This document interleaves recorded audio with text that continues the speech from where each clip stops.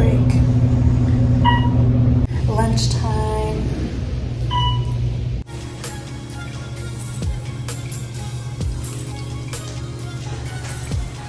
So now I am on my lunch, and this is the lunchroom where the RTs take their lunch. Downstairs on floor 1, this is where we wash our hands, where the dishes are, and then of course there's a locker room, and you can also sit there and have lunch.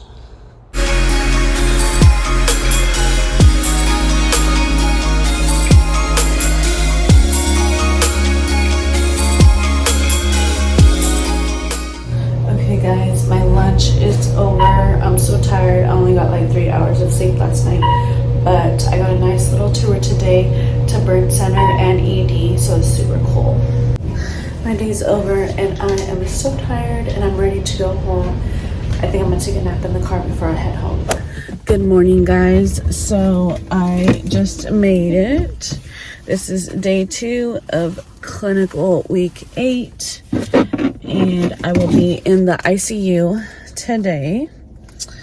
And I got 7 more weeks left and I will be done with school, respiratory school. I cannot wait. Super excited. Yay! Let's get this day started.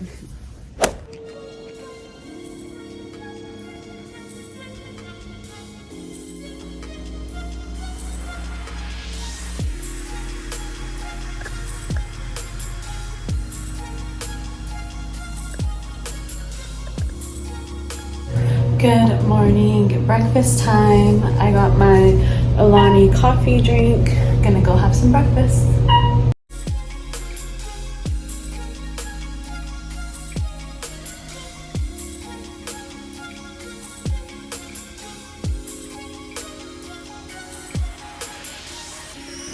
Hey guys, so I'm in trauma ICU today, and we have 4 vents.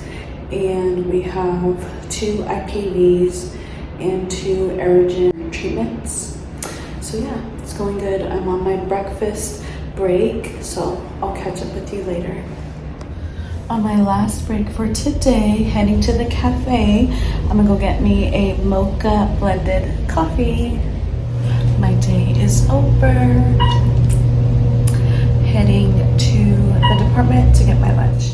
So now it is Saturday and I am at my in-home care job, just chilling and watching some YouTube videos.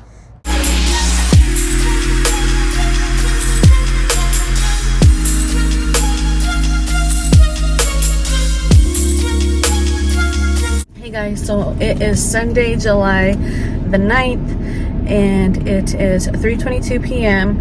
I want to finish up this video for you, so I'm going to go ahead and talk a little bit about my clinicals last week. So I was in the trauma ICU on Wednesday and Thursday, 12-hour shifts from 6:30 a.m. to 6:30 p.m. On July the 6th, we had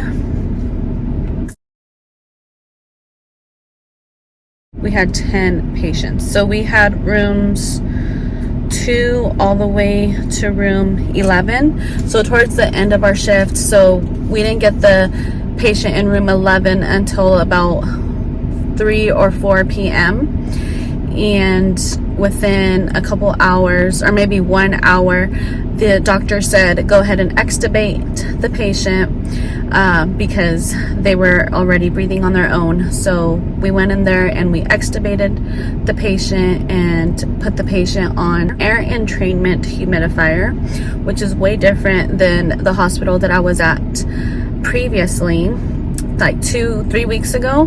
The hospital that I was at, whenever we extubate, we would put them on nasal cannula, maybe like 2 liters, if they were desatting. If they were not desatting, we would just leave them on room air. So that is a difference, which I think I like the humidity after the extubation, because their airways are just very dry and they might be sore because of course you have a tube down your throat for who knows how long. If it's just a procedure like a surgery, it could have been 2, 4, 6, 8 hours, and still like it can cause a little bit of irritation. So I prefer the humidity after the extubation, and then they also put them on the lowest setting on the air entrainment. So it's maybe like 23% and maybe like, I don't know if it was like 6 or 8 liters of flow. So on July the 6th, these are all of my notes. I didn't take any notes on July the 7th, which I should have, or July the 5th, which I should have, but I'm gonna go ahead and read my notes and let you guys know a little bit about the patients that I had. Start with room 2. So this was a donor patient. No changes were to be made on the ventilator unless the doctor asked. So we didn't have to do any changes on the vent. All we had to do was go in, assess, and chart, and that was it. Then we skip over to room 5. Room 4. There was no one in room 3 for us, so we had room 4, which this was a trach patient. So I went ahead and did the assessment on this patient. I did all of the assessments on all of the patients, and this patient had a trach, so we had to do trach care, which my RT preceptor, she likes to do all the trach care first round. So we did the trach care the first round. I sectioned, I listened to the breath sounds. They were coarse. She had a lot of thick like tannish secretions. And then moving on to room 5. So this patient had a easy PAP, incentive spirometer, and CPT therapy. It's like, I guess it's like a flutter valve, and so they just have to blow into it 30 times. So I did that with the patient 3 times. So I believe it was Q4, and so we did. The RT allowed me to do that with the patient. Right here, I put room 5. This patient passed away. So when we got there in the morning, the patient was already passed. The patient was completely healthy. It was not a homicide. They said that the patient passed and the patient was completely healthy. So we didn't have to do anything to that patient. Moving on to room 6. This patient was on high flow nasal cannula, intubated, spina bifida, paraplegic, left femoral, a broken left femoral.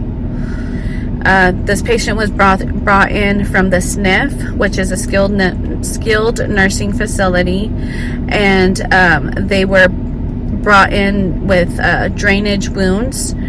They were hypotensive. They were on PCV, which is pressure control ventilation, on 18/4. So pressure of 18, PEEPA 4, respiratory rate 12 on 30%. ET2 was 8.0, 24 at the teeth, and they had sacral decubitus ulcers. So yeah. And then we're moving on to room 7. Room 7 had DM, diabetes mellitus, came in for SOB, shortness of breath, DKA, admit, so diabetic ketoacidosis. This patient had a pneumo and also pulmonary mycosis, some type of infection. They had air bronchograms on the chest x-ray on the right side, on the right lung. This patient was on their 2nd intubation on PC. They had IPV Q4s, so I also did those IPVs on this patient. Then the doctors came in on the doctor rounds, and they switched it over to Q6. When I sectioned him, he had moderate thick tan secretions, so we lavaged him because they weren't coming out as much, so we had to lavage. I did hear some inspiratory wheezes on the left side, and then he had a mucal mist Q6, and so they switched it over to PRN. So we did the first one, and then the doctors came in and just switched that, and then he was on 22/8, rate of 20 and 40%, with an inspiratory time of 1.05. He had a 7.5 ET tube, and it was 24 at the teeth. And then moving on to room 9. Well, let's keep on going with 7. So 7 was on contact precautions because of the infection.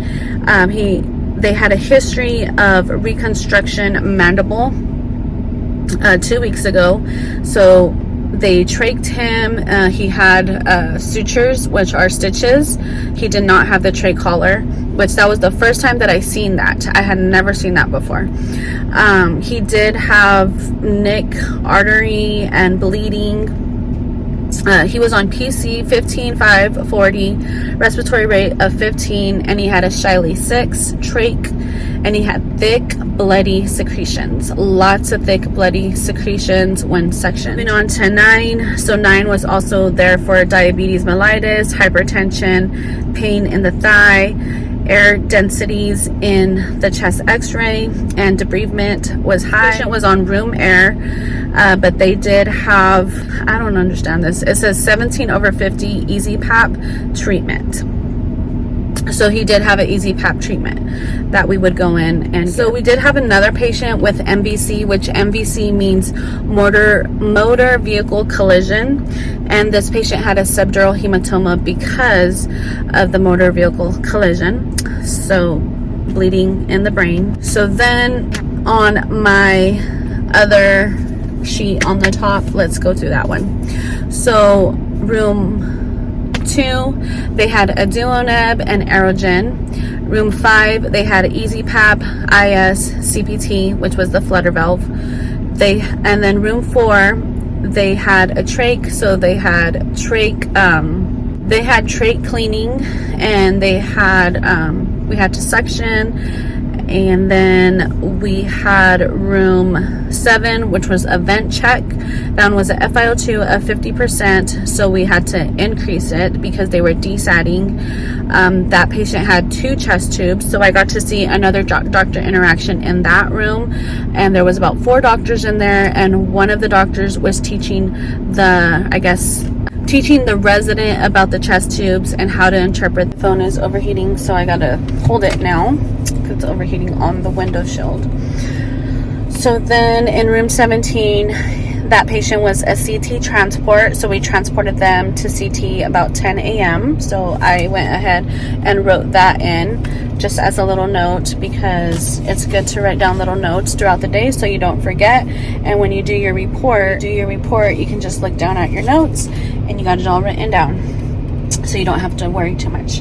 Room 10 was a bleeding suture, sorry. That was the trach patient with the mandible. We had to clean and suction, and then there was moderate blood. So then we got room 11. That's the one that we extubated. He was post-op, and the doctor wanted to extubate like an hour after he was brought into the ICU. And that's it. Those are all my notes. And then I also have this book. So this is our DAR book. This is something new for this semester. Usually we would just have the one sheet and we would take that to clinicals with us, but now we actually have the book. So I already filled it out, and my preceptor will sign it, and sometimes they will leave me a nice little note like this one did. Thank you for all your help in the emergency department with all the critical patients. So that's pretty cool. He left me a note, and right here it basically, we check off the little stuff that we've done for that day. The vent checks, the NIV, any type of therapies or treatments we did, modalities, whatever, we check them off.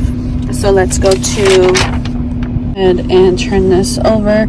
So July the 5th, I did 8 vent monitorings, 2 weaning parameters, 2 ABG draws, 3 airway clearance, 4 airway tracheal suction, 1 equipment troubleshooting, 1 humidity blend aerosol, 1 hyperinflation therapy, 1 patient education, and 5 procedure documentations. I did have a doctor interaction. And then on July the 6th, I had 8 vent monitoring, 8 cuff pressures, which I forgot to incorporate my cuff pressures up here. Oh, I have 4 up there. and then 1 vent initiation, 2 weaning parameters, 3 airway clearance, 3 airway tracheal suction, 2 equipment troubleshooting, 4 humidity blend aerosol, 2 hyperinflation therapy, 2 patient education, 4 procedure documentation, and another doctor interaction. So that is that. I'm gonna go ahead and end the vlog right here. I will start my week off tomorrow and try to do like a week in the life and try to go over more things while I'm there, try to show more and all of that. Hope everyone has a great weekend. Love you guys. Bye.